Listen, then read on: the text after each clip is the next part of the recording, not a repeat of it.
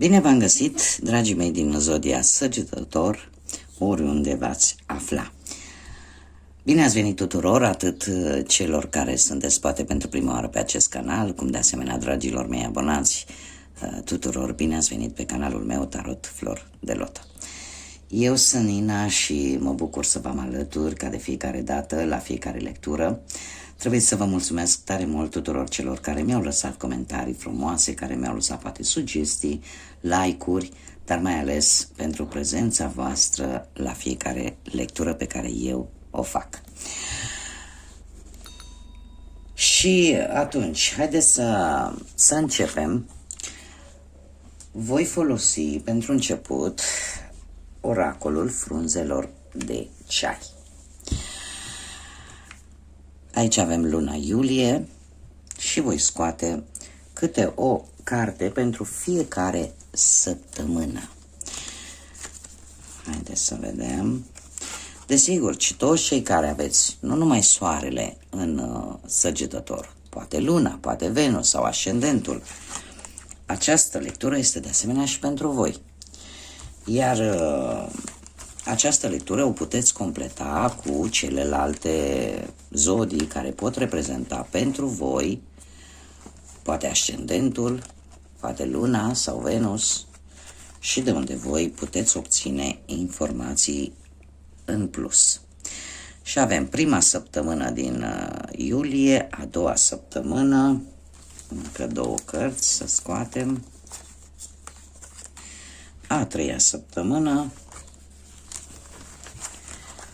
mai amestecăm ca la loterie, și a patra săptămână. Bun, dragilor, haideți să vedem ce avem în prima săptămână din iulie pentru Săgetător. Avem aici o interacțiune sau o relație cu un bărbat. Nu am cum să o dau, pentru că este un bărbat. Este ceva important, pentru că această carte ne vorbește atât pe plan sentimental, da? Cât și pe alte planuri ale vieții, da? O interacțiune, poate să fie o înțelegere, poate să fie o relație, poate să fie orice din viața asta, din toate aspectele vieții, dar care are legătură cu un bărbat. Și eu aș zice că e un bărbat între vârste, nu este un bărbat nici bătrân, dar nici tânăr. În a doua săptămână, sinceră să fiu, nu știu exact cum se traduce, cert este că este cineva care încearcă să se interpună între voi și poate un amic, o amică, sau între ceva ce tu îți dorești. E posibil ca această persoană să fie cea care se pune contra sau se pune între ceea ce tu îți dorești și sau se interpune între tine și o persoană importantă din viața ta. În a treia săptămână avem fluturele.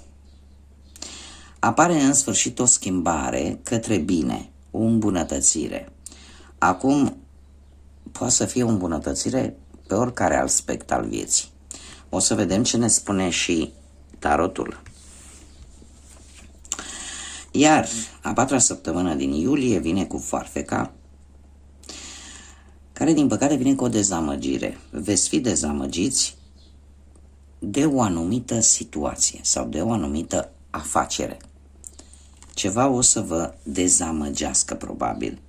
Dar din câte văd eu aici, e posibil ca această schimbare care vine înspre bine a îmbunătățit totuși, cum să zic eu, are legătură cu această dezamăgire. De multe ori se întâmplă ca anumite schimbări care vin în viața noastră să nu prea ne placă, dar ele să vină pentru ca noi să beneficiem de ceva bun. Haideți să vedem ce mesaje, energii, sfaturi vin pentru zodia Săgetător în luna iulie. Ce ne spune tarotul?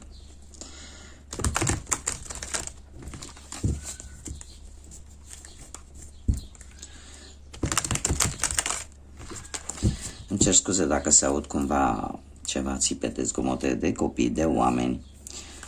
Am geamul deschis pentru că minter n-aș putea să rezist. Am oprit chiar și cercul de lumină care l-am aici pentru că este destul de cald. Haideți să vedem, dragilor. Și avem 3 de monede, arcanul major, carul, 5 de bâte, 6 de bâte și pajul de monede. Dragilor, situația actuală cu acest 3 de monede ne vorbește posibil de o recunoaștere, poate la locul de muncă, poate că se concretizează o idee, un proiect, ceva ce tu ai în plan. Posibil în acest moment să-ți folosești anumite abilități care te vor ajuta foarte mult și poate unii dintre voi în acest moment singurul lor scop este de a-și îmbunătăți viața. Pur și simplu, atât de simplu. Cum de asemenea ne mai poate vorbi de ajutorul pe care îl poți primi din partea altor persoane. Mergem mai departe și pe planul muncii avem carul, semnul racului pentru unii dintre voi care poate rezona cu acest lucru. Pe partea asta profesională, carul ne vorbește de călătorii, de mutări, de, nu știu, poate unii dintre voi ori schimbați de loc de muncă sau cumva există cineva acolo la unde voi lucrați, mai ales pentru cei care aveți deja un loc de muncă, care are ceva împotriva voastră. Nu știu ce ar putea să aibă. Sau e posibil ca pentru cei care sunteți în căutarea unui loc de muncă să găsiți ceva, dar pe domeniul ăsta al transportului, care are cumva legătură cu transportul sau cu mijloacele de transport în comun. O meserie care, nu știu, de șofer, de taximetrist, de ceva care are legătură cu transportul și cu partea asta a mijloacelor de transport în comun. Dacă nu vorbim de acest lucru, atunci vorbim de o călătorie în interes de serviciu sau o călătorie pe care voi vreți să o faceți pentru a ajunge probabil la un nou job sau căuta un nou job. Pe partea banilor avem un 5 de bâte. Un 5 de bâte care ne vorbește despre o limită la nivel material. Posibil în această lună să nu reușiți să plătiți chiar toate dările care le aveți de plătit în fiecare lună, dar ar trebui să fiți un pic mai ponderați și să nu riscați în investiții sau în cumpărături care chiar nu sunt atât de necesare. Trebuie să fiți un pic chibzuiți de-a lungul lunii iulie. Eu aș mai spune un lucru, 5 de bâte, de fapt, este o carte a conflictului. Tocmai din această cauză se cere chibzuință, se cere atenție și cel puțin până când treceți hopul, da? Pe partea asta financiară. În dragoste avem un 6 de bâte, un 6 de bâte care ne vorbește despre o reușită. O reușită care are ceva de văzut cu viața amoroasă. Acum fiecare trebuie să asocieze această informație în funcție de situația în care se află. 6 de bâte pe partea dragostei ne vorbește de, pentru unii poate de îmbunătățirea poate a relației, alții poate deja se gândesc la o posibilă nuntă, poate pentru unii, nu știu, câștigați poate vreun proces de divorț, poate să fie orice legat de relație. Cum de asemenea pentru cei singuri apare în viața ta cineva pe care e posibil ca tu să fii iubit în secret sau ai avut o perioadă în care chiar visai la această persoană. Asta ar fi o variantă, cum de asemenea ar mai fi certitudinea că în viața ta iubirea va ajunge. Da? Chiar dacă poate nu e o iubire ascunsă. La sfatul cărților avem pajul de monede, care ne vorbește despre oportunități. Pajul de monede, semne de pământ. Aici avem racul, că tot a venit vorba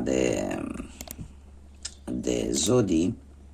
Avem semnul racului, aici avem Taur, Fecioară sau Capricorn. Și eu aș zice că ar mai putea apărea Leu cu aceste două cărți. Da? Leu sau Capricornul, deja l-am spus. Cam astea sunt zodiile care mi-apar pentru voi, dragilor. Sfatul cărților. Pajul de monede. Pajul de monede ne vorbește despre acțiune.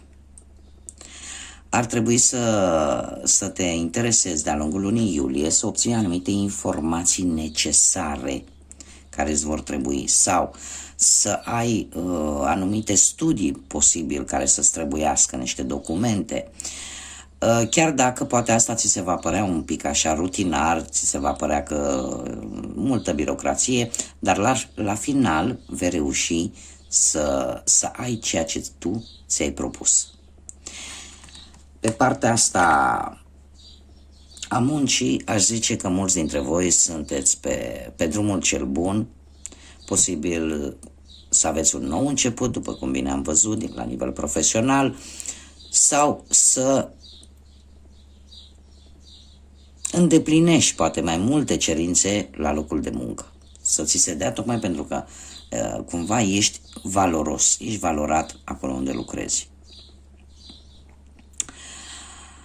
Cum de asemenea, mai vine cu un sfat această carte. În cazul în care poate unii dintre voi câștigă în funcție de munca pe care ei o prestează, da? Nu au un salariu fix. Această carte vine cu un sfat. Cunoașteți valoarea și cere atât cât crezi tu că ți se cuvine. Iar dacă probabil se întâmplă să nu primești, ar trebui să nu-ți pierzi răbdarea, pentru că într-un fel sau altul vei obține recompense. Așa că nu este un moment în această lună foarte indicat pentru unii dintre voi să renunțați la jobul pe care îl aveți în acest moment. Vi se cere răbdare. Da? Cum de asemenea aș mai preciza un aspect, și anume că poate că unii dintre voi să fie intrat așa o monotonie în viața voastră de pereche. Asta nu înseamnă că nu există iubire. Pur și simplu a apărut rutina, inamicul public numărul 1 al relațiilor. Rutina, monotonia, așa că ar trebui să dați, mai ales pentru cei care vă aflați deja într-o pereche, să dați un nou impuls relației. Da? Iar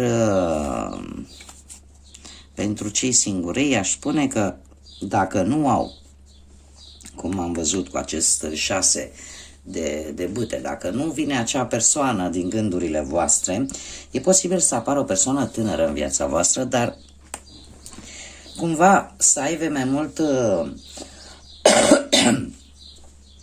să apară o implicare mai mult pe partea asta a banilor. Posibil, nu știu, cer scuze, am vorbit foarte mult, să fie cineva tânăr și neimplicat foarte tare emoțional. Nu știu, poate să-l găsiți unde lucrați sau să aibă așa legătură cam cu ce vă ocupați voi, cu meseria, cu profesia care o aveți voi. Haideți să vedem ce număr angelic am pentru voi, dragilor, din Săgetător. Un număr angelic pentru zodia Săgetător, te rog.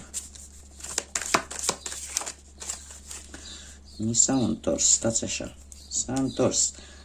Numărul 99, 99. Numărul 9,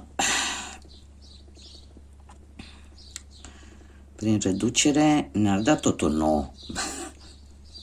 Foarte interesant. Numărul 9 este un număr spiritual, un număr care ne vorbește de compasiune, de generozitate umană, de a fructifica anumite eforturi pe care voi le-ați depus de-a lungul timpului, o realizare care vine la rândul ei cu o responsabilitate și posibil ca o etapă din viața voastră, un ciclu, ceva să trebuiască să încheiați pentru a avea parte de noi începuturi. Cumva apare necesitatea asta de a închide capitole din viața ta și de a te pregăti deja pentru ceva nou care să vină în viața voastră. Iar cartea în sine, mesajul acestui număr, apropo, numărul 9 poate să însemne și data de 9 iulie, în care să aibă o importanță pentru voi, sau poate unii dintre voi sunteți născuți într-o zi de 9 sau într-o zi de 18, indiferent de lună. Și cumva acest mesaj vine un pic mai direct către voi. Ce ne spune mesajul? Este timpul să realizezi misiunea sufletului pe care tu o ai în această viață. Ai un scop superior în această viață care e numai al tău și pe care tu trebuie să-l duci la bun sfârșit. Așa că dă drumul adevăratei puteri pe care tu o deții. Sunt curajos, sunt curajoasă. Ce ne spune această carte? Această carte ne vorbește de faptul că fiecare venim în această lume cu un anumit scop. Știu că sunt poate mulți dintre voi care nu cred în reîncarnarea sufletului și faptul că e posibil să fie avut o viață anterioară. Sufletul este călător, sufletul este energie și dacă poate într-o viață anterioară ne-au rămas niște resturi de rezolvat, cumva în aceasta trebuie să le rezolvăm.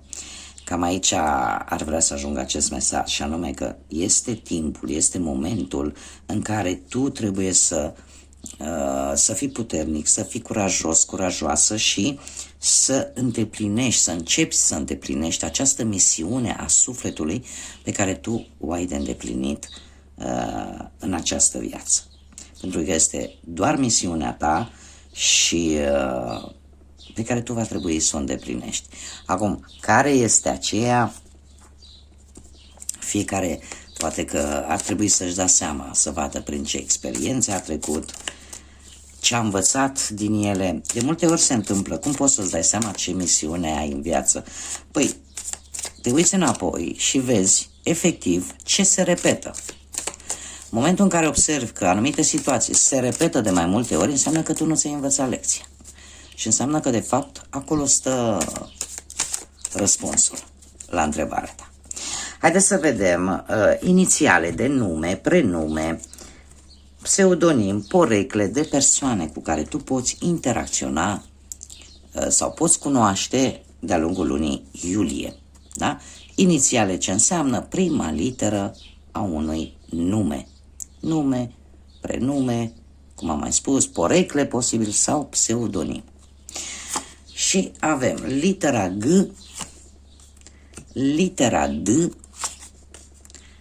litera R, litera Z, litera P și litera I.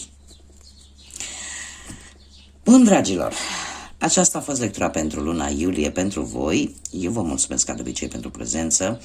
Vă aștept cu mare drag să vă abonați pentru cei care nu ați făcut-o deja. Nu uitați de like-uri, nu uitați de comentarii, de mesaje frumoase și vă doresc să aveți un iulie liniștit, un iulie plin de căldură sufletească, de multă iubire și multă energie pozitivă. Până data viitoare, să fiți iubiți, dragilor!